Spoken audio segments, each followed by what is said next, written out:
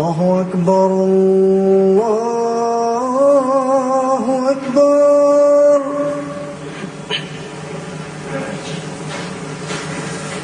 الله أكبر الله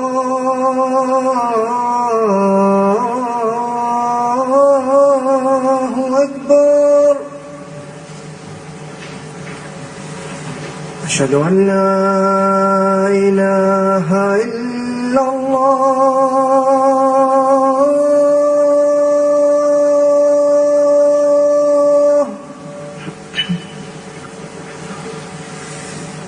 أشهد أن لا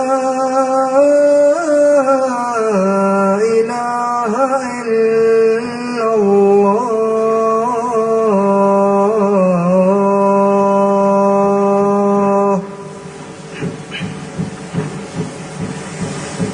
أشهد أن محمدًا رسول الله.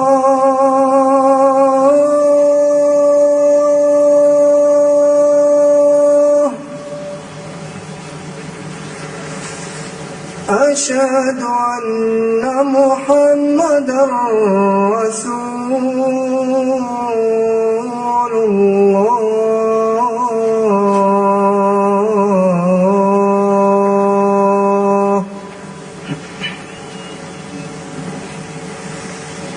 حي على الصلاة.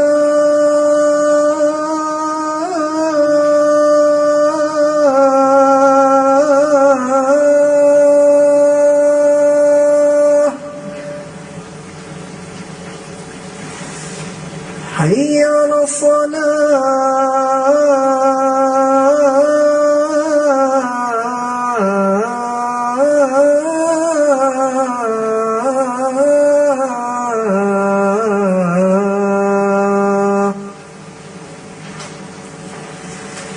حي على الفلاح.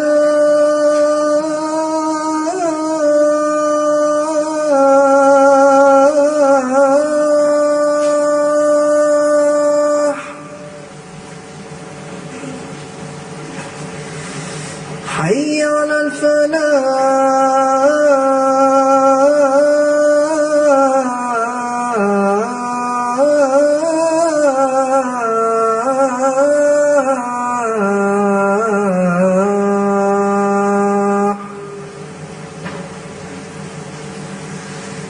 الله أكبر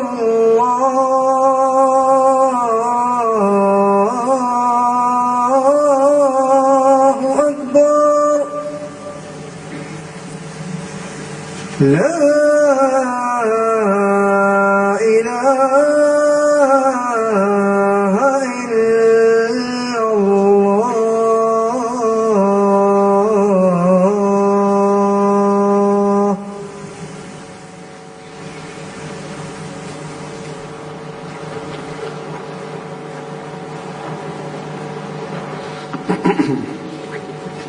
السلام عليكم ورحمة الله.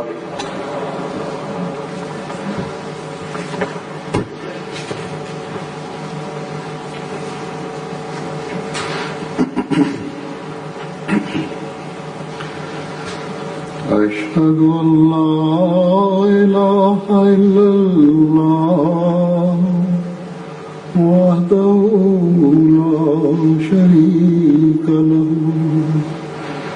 وأشهد أن محمدًا عبده ورسوله. أما بعد فأعوذ بالله من الشيطان الرجيم. بسم الله الرحمن الرحيم. الحمد لله رب العالمين. الرحمن الرحيم. مالك يوم الدين. إياك نعبد وإياك نستعين. اهدنا الصراط المستقيم صراط الذين أنعمت عليهم غير المغضوب عليهم ولا الضالين.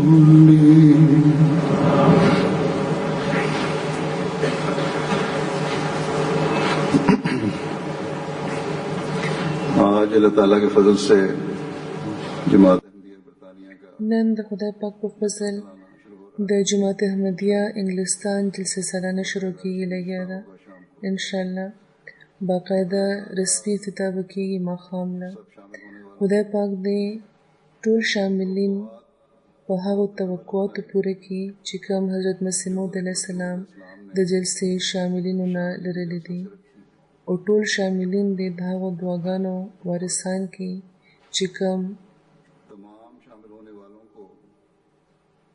چې کومې دعاګانې حضرت مسیح موعود علیه السلام د جلسې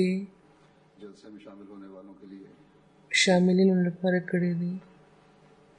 دا خو هر احمدي ته پته ده او پکار ده چې هغه دې خبر وي او د دغه خبرې ذکر حضرت مسیح موعود علیه السلام په خاص طور فرمایلی دی چې په جلسې کې شاملېدل په یو دنیاوي میلې کې شاملېدل نه دي نو ځکه هر شاملېدونکي له په دغو ورځو کې خپل دیني علمي او روحاني ترقي د خپلو توجهاتو مرکز جوړول پکار ده بلکې حضرت مسیح موعود علیه السلام خو دغه خلکو په حواله ډېر د خفګان اظهار فرمایلی دی چې څوک په دغه سوچ په جلسه کې نه شاملېږي. د جلسې پروګرامونه په دغه سوچ جوړولی کېږي او د مقررینو تقریرونه او د دوی په عنوانونو یوه کمیټي په دغه سوچ غور کوي چې د دې په ذریعه دیني علمي او په روحاني ترقۍ کې مدد میلاو شي. د دغو عنوانونو یو اوږد فهرست وي چې خلیفه له د منظورۍ لپاره راځي او بیا په دغو کې یو څو مضمونونه یا یو څو عنوانونه تجویز کړی شي چې بیا دلته مقررینې وړاندې کوي چې د شاملینو دیني علمي او روحاني ترقۍ لپاره ښه نه ښه مواد دې مهیا کړی شي. نو کم خلک چې جلسې له راځي نو هغوی ته دا خبره یقیني جوړول پکار ده چې د جلسې پروګرامونه د جلسې په اوقاتو کې او د جلسې په مارکې کې یعنې دا جلسهګاه چې کومه ده په دې کې دې هغوی په خاموشۍ کښېني او واورېدي. ځینې وخت د سړو لخوا او عموما د ښځو لخوا دا شکایت راځي چې په ځای د دې چې هغوی په خاموشۍ په جلسهګاه کې کښېني او د جلسې کاروایي واوري دوی د جلسې د مرګۍ نه بهر په غونډو کې ناست وي او ګپ شپ کې وخت تېروي او ماشومانو له د لوبو سامان ورکړی وي او د جلسې مرګۍ سره یې هغوی له د لوبو موقع ورکړې وي. داسې خو به ماشومانو ته هم احساس نه کېږي چې د دیني مجلس تقدس څه دی. که ماشومان دومره واړه دي چې د لوبو عمر دی او ضروري چې لوبو لپاره د ورلسې ورکړی شي نو بیا د ماشومانو مارکې ته ماشومان بوځي، هلته ماشومان به لوبې کوي، هلته سامان هم موجود دی. نو چې کومې مرکزي مارکې دي د ښځو هم او د سړو هم هغوی سره جفت د ماشومانو په لوبو کې مصروفېدل او د هغوی د مور پلار هغوی سره جفت په غونډې جوړول او کېناستل او خبرې کول دا په هیڅ لحاظ مناسبه خبره نه ده. او کله چې دوی دې نه منع کړی شي، کارکوونکي چې کله دوی منع کوي، نو ځینې خلک په دې بده ومني چې موږ ولې منع کړی شو، حالانکې دا غلطي د مېلمنو وي، د کارکوونکو نه. لکه څنګه چې ما وویل چې یو کمیټې د تقریرونو لپاره د عنوانونو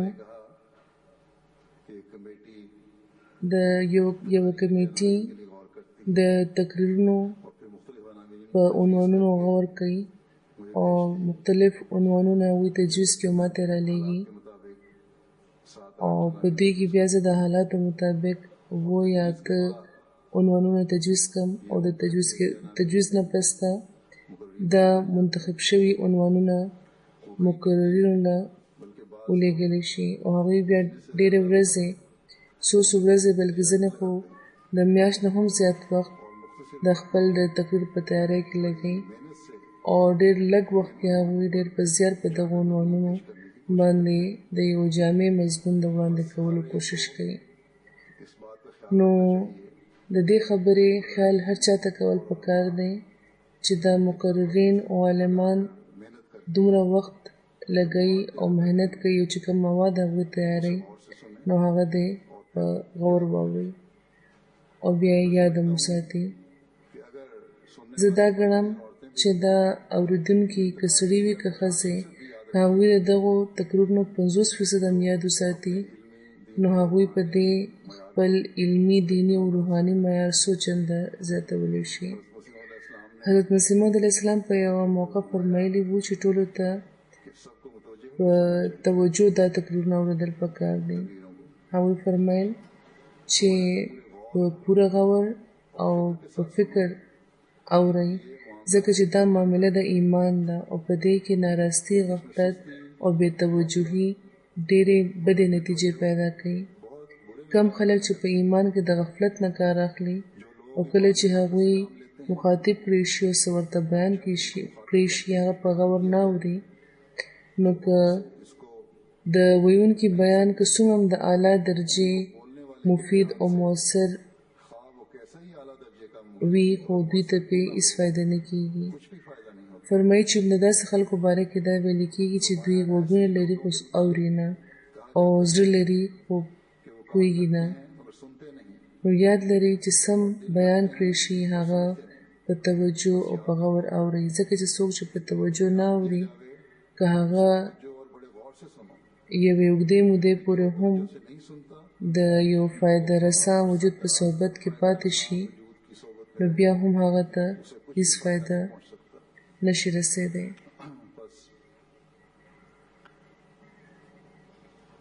نو یوه حصه په خاص طور عمومي چې کوم شکایتونه راځي چې د مارکې په آخري حصه کې چې کوم ناستې خلک سړو کې هم په ښځو کې هم، نو هغوی ته دا خبره یقیني جوړول پکار ده چې که دا شکایتونه سم دي، نو دې ځل دوی ته پکار نه ده چې دوی د کارکوونکو له او ډیوټي والاو له د شکایت موقع ورکړي. دوی ته پکار ده چې دوی د جلسې کاروایي ډېرې په سنجیدګۍ اوري او په دې نیت دې اوري چې موږ به دې نه صرف د ذهن خوند نه اخلو یا یو علمي نکته چې واورو نو یو وقتي علمي خوند به ترې نه اخلو، بلکې دې لپاره به اورو چې موږ ته یوه مستقل علمي او روحاني فایده وشي. بیا هغوی هغه خلک مخاطب کړي دي، ځینې خلک داسې هم وي چې کم مقررین خوښ وي، هغه یې منتخب کړي وي چې صرف به هم د هغوی د تقریرونو دوران جلسه کار ته راځو. حضرت مسیح موعود علیه السلام فرمایي چې زه خپل جماعت او خپل ذات او خپل نفس لپاره هم دا غواړم او دا خوښوم چې په لیکچرو کې چې کوم ظاهري قیل و قال وي، صرف دماغه خوښ نه کړی شي او ټول غرض او غایت دې په دغه نقطه ولاړ نه وي چې د مقرر تقریر کې څومره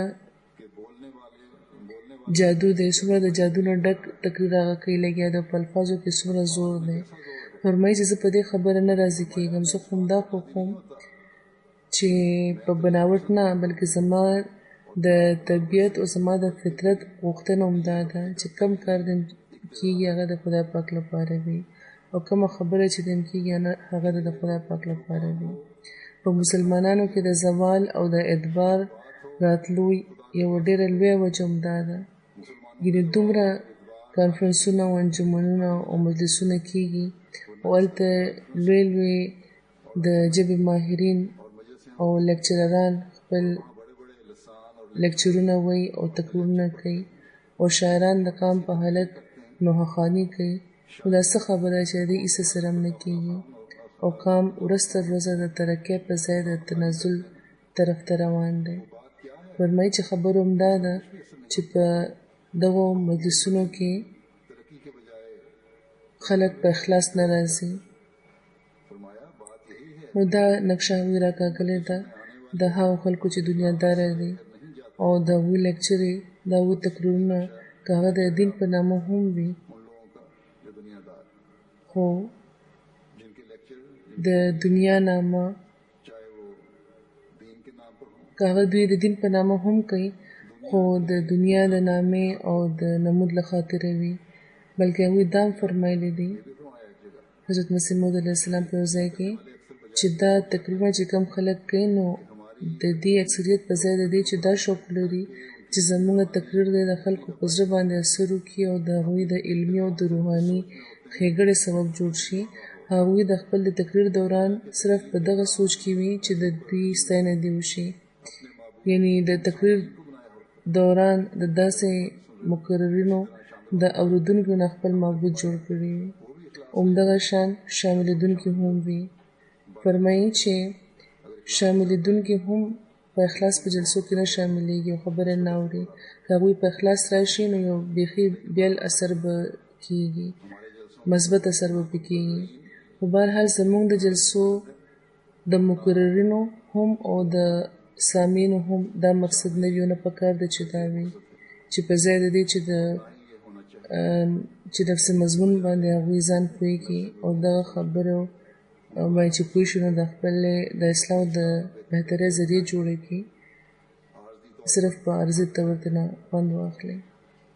او که زموږ دننه هم داسې خلک شته نو هغوی ته د خپل اصلاح طرف ته پام کول پکار دی.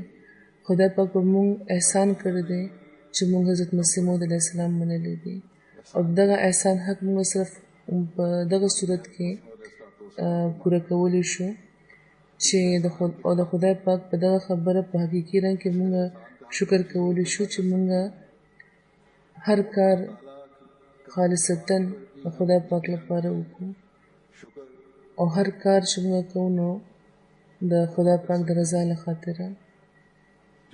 نو حضرت مسیح موعود علیه السلام چې د وړو وړو خبرو طرف ته په ظاهره زموږ پام ګرځوي نو دې لپاره چې د یو څو خلکو کمزوري یا د یو څو خلکو د کمزورۍ چې کوم حالت دی دا د اکثریت سوچ جوړ نه شي. یو څو کسانو ته چې وګوري نو د نوي راتلونکي نسلونه د دا ونه ګڼي چې په جلسو کې په ناسته داسې خبرې کول او پام نه ورکول دا جایزه خبره ده. او حضور فرمایي چې که زه هم په دغه حواله خبرې کوم نو دې لپاره چې یادګیرنه دې وشي او که څه کمزوري شته نو هغه دې ورسره لرې شي چې زموږ نوي راتلونکي لکه څنګه چې ما وایي زموږ ماشومان او زموږ ځوانان د هم دا خبره وړاندې کړي چې د جلسې اهمیت څه دی. که جلسه زموږ په علمي او په روحاني ترقۍ په مثبت طور اثر نه کوي او د بشري کمزورۍ د تقاضې د لاندې موږ د ځینو تقریرونو او د مقررینو نه سمه استفاده نه کوو نو دا یوه قابل فکر خبره ده. خدای پاک دې د مقررینو په ژبه کې هم برکت واچوي چې دا کوم مضمونونه د هغوی په ذمه شوي دي هغوی دا د اورېدونکو په ذهنونو کې داسې واچوي چې دا خبرې چې کومه د خدای او د رسول خبرې دي او د عشق او د وفا خبرې دي د طالب الله خبرې دي د رسول الله صلی الله علیه وسلم د مینې خبرې دي او د رسول الله صلی الله علیه وسلم د رښتوني غلام د مسیح موعود او د مهدي موعود سره د تعلق د اطاعت خبرې دي. دا د خلکو په ذهنونو کې داخلي شي او یو مثبت اثر دی په هغوی باندې جوړ کړي. نو هر تن چې جلسې ته راغلی دی هغه دې دا خبره یقیني کړي چې هغه په دغو 3 ورځو کې د دنیا معاملات هېروي او خپل دیني او روحاني معیارونه به زیاتوي. خدای پاک د ټولو له دې توفیق ورکړي. د میلمنو د جلسې شاملونو پام دې طرف ته هم ګرځول غواړم چې د میلمنو خدمت لپاره چې کوم کارکوونکي مقرر کړل شوي دي په سړو کې هم او په ښځو کې هم، او دا ویل پکار ده چې حضرت مسیح موعود علیه السلام د میلمنو خدمت لپاره د کارکوونکو په طور چې کومو خلکو د جلسې په ورځو کې ځان وړاندې کړی دی، نو په دوی کې د کالجونو، د سکولونو، د یونیورسټو طلبه هم شامل دي. داسې د خلکو شمېر هم په دې کې شامل دی او یو لوی شمېر د داسې خلکو هم دی چې خپل کاروبارونه لري، نوکرۍ کوي او ځینې پکې په ډېرو معززو عهدو هم دي. خو د حضرت مسیح موعود علیه السلام د میلمنو د خدمت چې کومه جذبه ده، نو هغې د یو سکول طالب علم، یو مزدور، یو کاروبار کوونکی او یو معززه او په دنیاوي لحاظ ښه حیثیت لرونکي هم په یو سطح راوستي دي.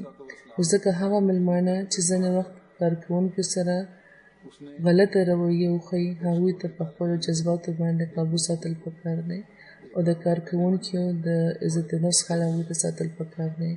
بېشکه کارکوونکو ته هم دا تلقین کېږي چې هغوی به په هر حال کې د صبر او د حوصلې نه کار اخلي. خو د بشري تقاضو د لاندې ځینې حالاتو کې ځینې کارکوونکي سخت جواب هم ورکوي. نو د میلمنو هم دا کار دی چې هغوی د کارکوونکو د عزت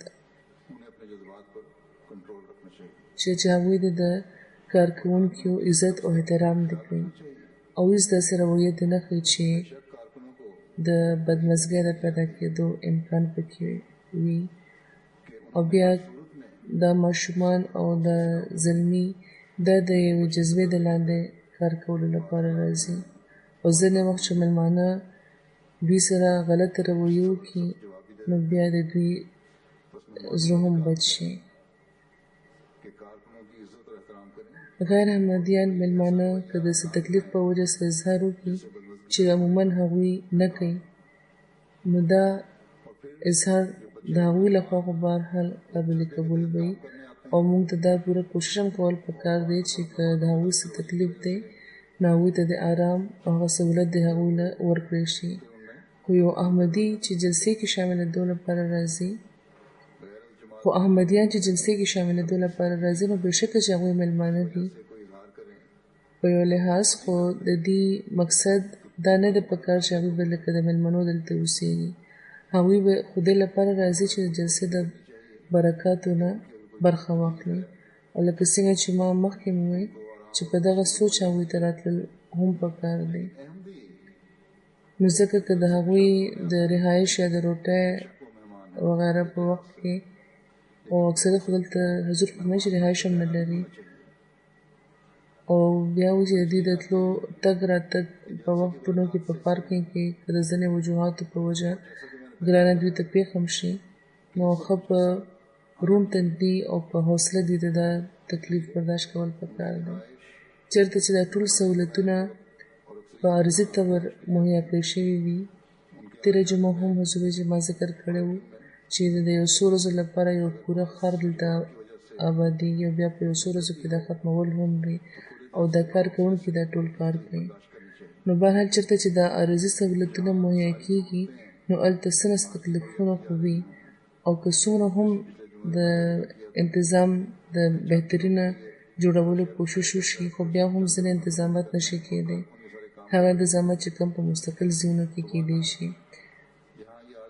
ما ته ویلي شوي دي چې تېر کال یوه ښځه چې جلسې کې شامله شوې وه هغې دا ویل چې په مارکو کې د ایر کنډیشنینګ انتظام کېدل پکار دی ځکه چې موسم ګرم وي. موږ خبر یو او انتظامیه هم خبر ده چې انتظام دې وشي د ایر کنډیشنینګ، خو د ایر کنډیشنینګ انتظام ډېر ګران دی او که داسې څه خبره وي نو دروازې کلاوې ښیي چې هوا راځي. خلک دا ګڼي چې دا یو معمولي څیز دی او که د پکو انتظام هم دی نو دا یو معمولي څیز دی. ځینې تکنیکي خنډونه او مسلې هم وړاندې راشي چې د هغوی په وجه انتظام بیا نشي کېدی او د پکو انتظام هم ځینې وخت ګران شي او بیا موږ اخراجات هم د نظر وړاندې ساتو.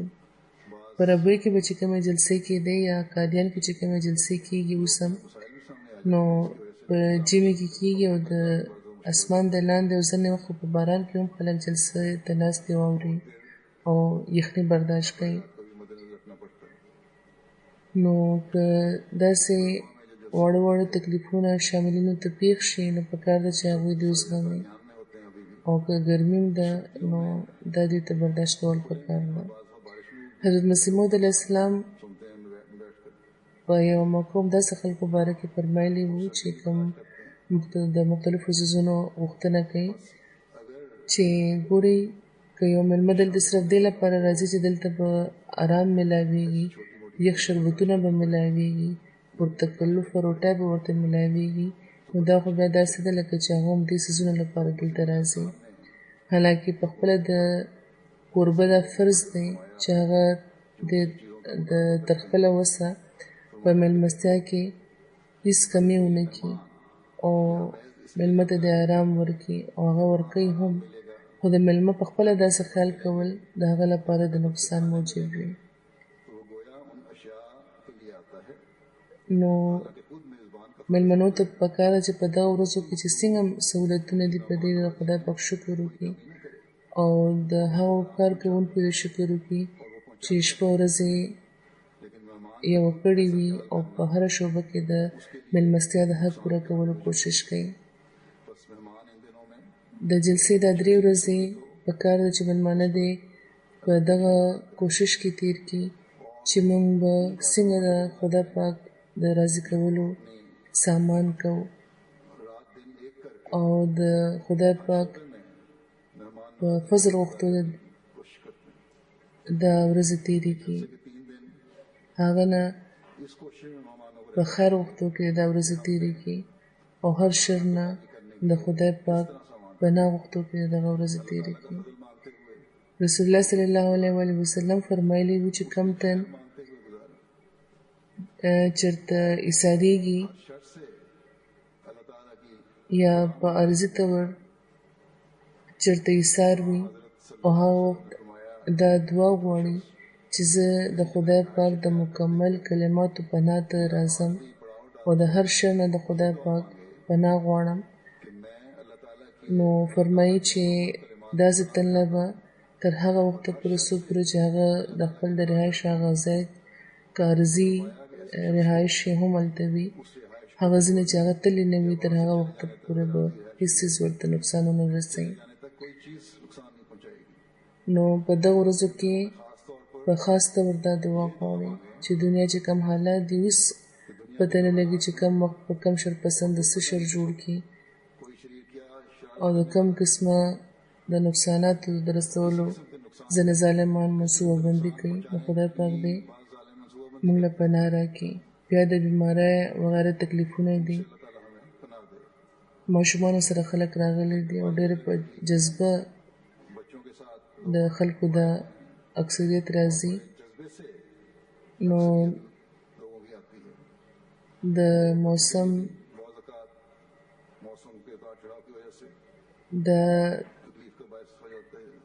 حالات ماشومانو لپاره هم د تکلیف سبب جوړ شي او دا کم خلک چې راځي نو دوی پروا د ماشومانو سره چې کم خلک راغلي دوی د دې خبرې پروا نه کوي، خو ماشومان نازکه وي او هر قسمه تکلیف هغوی ته رسېدی شي، نو ځکه دا ټولې دعاګانې چې انسان کوي نو خدای پاک د هر قسم تکلیفونو او د شر نه هغه بیا بچ کوي. نو د هر قسم تکلیف نه د بچ کېدو لپاره موږ د دعاګانې کول پکار دي. او بیا دې نه هم هر تن خبر دی چې خدای پاک فرمایلی دی چې د دعاګانو قبولیت لپاره د عبادت حق پوره کول هم ضروري دی. د خدای پاک په خبرو باندې عمل کول هم ضروري دی. نو په دغه ورځو کې په دې لحاظ هم خپل ژوند جوړوي او صرف هم په دغه ورځو کې نه بلکې دا عادت هم چې کوم جوړ شي نو بیا دا پکار دی چې د هر تن د ژوند یوه مستقله برخه شي. ما د هغو خلکو ذکر وکړو چې ماشومانو سره راځي. زه خبر شویم چې د شپې ځینې خلک راغلي وو او د انتظامیې سره د بسترې او د میټرسو کمې شوې وو. ځینې خلک چې ماشومان یې واړه وو هغوی ته په دغه وجه تکلیف هم شوی وو. او ځینو خو چې کوم کمبلونه د ځان سره راوړي وو په هغې کې ماشومانو ډکه. نو د جوش او د جذبې د لاندې دا خلک واړه ماشومان هم ځان سره راولي. د 9 یا د 10 میاشتو یا د کال یا د 2 کالو ماشومان وي هغوی هم ورسره راغلي وي. همدلته هغوی څاروي په خیمو کې یا په مارکۍ کې. او که هغوی ته دا وویلی شي چې دلته نظام سم نه دی، ډېره یخني ده، تاسو چېرته بل چېرته لاړ شئ، نو هغوی هم دا وایي چې نه موږ به یې برداشت کوو او زموږ ماشومان به هم برداشت کوي. موږ هم همدلته شپې تېروو چې د جلسې د ماحول نه پوره فایده پورته کړو. نو که داسې خلک شته چې د آرام او د سهولت غوښتنه کوي نو د خدای پاک په فضل د احمدیانو اکثریت داسې هم دی چې دا وایي چې موږ جلسه اورېدو له راغلي وو، هېڅ خبره نه ده. که لږ ډېر څه تکلیف دی نو هغه به موږ برداشت کوو او موږ به په خپله هم سختي ګالو او دا کوو چې زموږ ماشومان دې هم داسې شي. نو بهرحال داسې مېلمانه وي چې رحمتونه راوړي او راځي او د داسې مېلمنو په وجه بهرحال همداسې مېلمانه وي چې رحمتونه راوړي او راځي او د داسې مېلمنو په وجه خدای پاک د کوربه کارونه آسان کړي. لکه څنګه چې ما وویل چې ځینو خلکو ته د شپې تکلیف شوی و. نو ما ته امید دی چې د شپې تېره شپه چې ورته تکلیف شوی و، میټرسونه او بسترې کمې شوې وې یا هر قسم تکلیف چې مېلمنو ته رسېدلی دی، نو نن شپې به انتظامیه دا تکلیف ختم کړي او کوم تکلیف چې مېلمنو ته پرون رسېدلی و امید لرم چې انشاءالله نن به نه وي. د جلسې شاملین دې هم د دې خبرې خیال ساتي. د جلسې شاملین دې د دې خبرې هم خیال ساتي چې د لمونځونو په وخت کې په وخت د هغوی راشي او دلته دې ناست وي، ځکه چې که هغوی وروسته بیا راځي نو چېرته شور جوړ نه شي.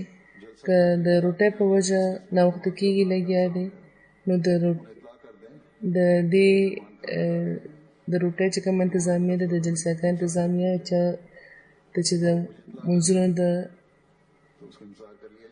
اوقات انتظام سپارلی شوی دی، هغوی خبر کړي چې لا مېلمانه روټۍ خور لګیا دي او په لمونځ لپاره د 10 یا 15 منټو انتظار دې وکړی شي او ما بیا خبر کړئ نو د هغوی انتظار به وکړی شي. په ما هم ځینې وخت باوجود له کوششه د مصروفیت په وجه د یو څو ناوخته شي، یو څو منټه او ځینې وخت ډېر وخت هم تېر شي، ډېر ناوخته هم شي. او په خاص ډول هغه وخت چې کله د بهرني مېلمانه غیر احمدیان مېلمانه راغلي وي او هغوی سره ملاقاتونه روان وي نو ناوخته شي. خو دې نه باوجود ما دا کتلي چې زما د راتلو نه پس هم او د لمونځ شروع کېدو نه پس هم ډېر خلک راځي دننه او داسې مېلمنو دې طرف ته مېلمنو ته هم او د تربیت شعبې ته هم د توجه ورکولو ضرورت دی، ځکه چې دوی چې بیا وروسته راځي نو فرشونه د لرګي دي نو د هغې په وجه چې دوی چې ګرځي نو شور جوړېږي. د دغه شور د لرې کولو چې څومره کوشش کېدی شي هغه کېږي لګیا دی، خو اوازونه بیا هم راځي. که مخکې هم راغلي یئ نو دعاګانې او د خدای پاک ذکر کوئ، د دې هم ثواب دی او خدای پاک خو د وړۍ نه د وړۍ خبرې ثواب ورکوي.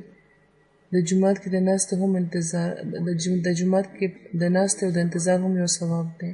دا ثواب هم نه د ضایع کول پکار او همدا د دغو 3 ورځو صحیح استعمال هم دی چې په ځای د دې چې بهر ولاړ یې او د اخوا دېخوا خبرو کې مصروفه یې او زه چې راشم او چې بیا مونځ چې شروع شو نو آینه پس ته دننه راتلل شروع کوئ. نو لکه څنګه چې ما وویل چې د لرګي فرش دی نو د هغې په وجه بیا کوم خلک چې مونځ کوي لږې د هغې مونځ خرابېږي. همدغه شان د مونځونو په وخت کې او د جلسې په وختونو کې خپل فونونه بند ساتي یا کم از کم د هغې ټلی بندوئ. که څوک په دې خیال کې وي چې زما هنګامي فونونه دي یا هنګامي فونونه راتلی شي نو کم از کم ټلی خو هغوی ته پکار ده چې بندی ساتي. سخت کال انتظامیه دلته د موبایل انتظام ښه کړی دی او د دغه شعبې دا دعوه ده چې دلته به هم اوس د فون سیګنل یو هماغه شانې راځي لکه څنګه چې په ښار کې راځي. او کیدای شي چې دا خبره چې اورېدلې وي نو ډېرو خلکو د دوی سیمونه هم اچولي وي. نو دا نه چې دا سهولت چې دلته په خاص موقع مهیا کړی شوی دی هغه د فون د ټلو غږېدو په وجه د جلسې دوران هم او د مونځونو دوران هم خلکو لپاره د پریشانۍ سبب شي او یوه بله مسله جوړه شي. همدغه شان کم شاملین چې په خپلو ګاړو را روان دي هغوی ته هم د دې خبرې خیال ساتل پکار دی چې د ترانسپورټ شعبې سره د هغوی مکمله مرسته کوي چې هیڅ قسمه ګرانه د انتظامیې ته پېښه نه شي.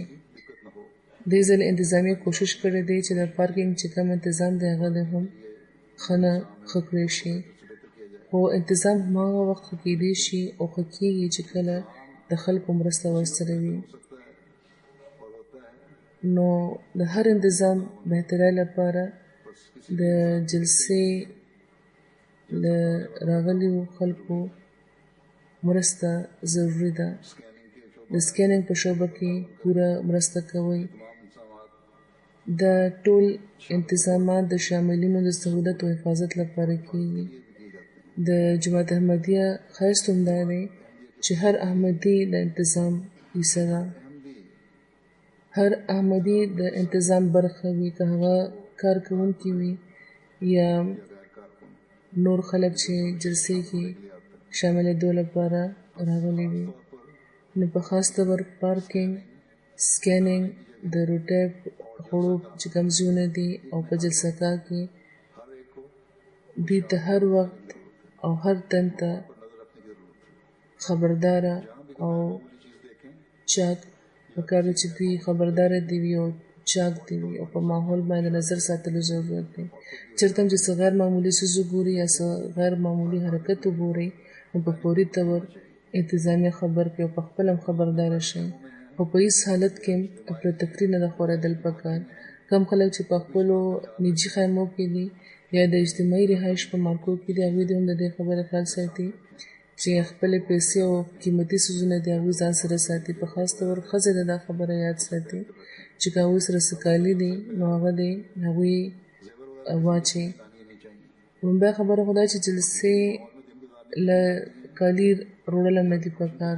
داسې څیزونه په دیني ماحول کې ورځې تېرولو لپاره راځئ، په څه دنیاوي تقریب له خو نه راځئ. نو ځکه یو خو چې کم مې راغلی دي او دا څیزونه یې راوړي دي نو هغوی ته خو احتیاط کول پکار دی.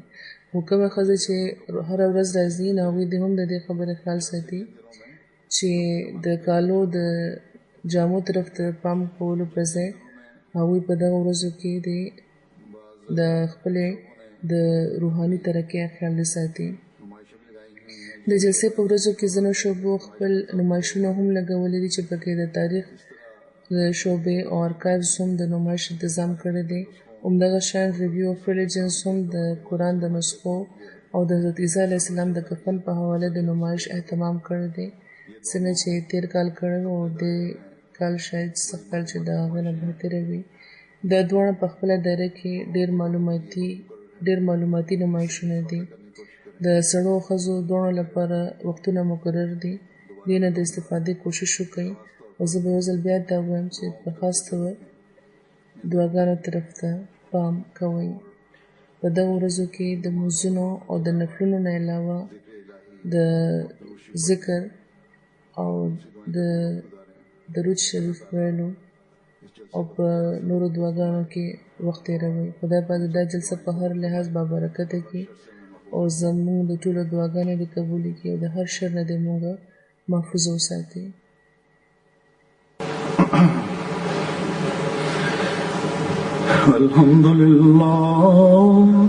الحمد لله نحمده ونستعينه ونستغفره ونؤمن به ونتوكل عليه ونعوذ بالله من شرور أنفسنا ومن سيئات أعمالنا من يهده الله فلا مضل له ومن يضلل فلا هادي له ونشهد أن لا إله إلا الله ونشهد أن محمدا عبده ورسوله عباد الله رحمكم الله إن الله يأمر بالعدل والإحسان وإيتاء ذي القربى وينهى عن الفحشاء والمنكر والبغي يعظكم لعلكم تذكرون اذكروا الله يذكركم وادعوه يستجب لكم ولذكر الله أكبر.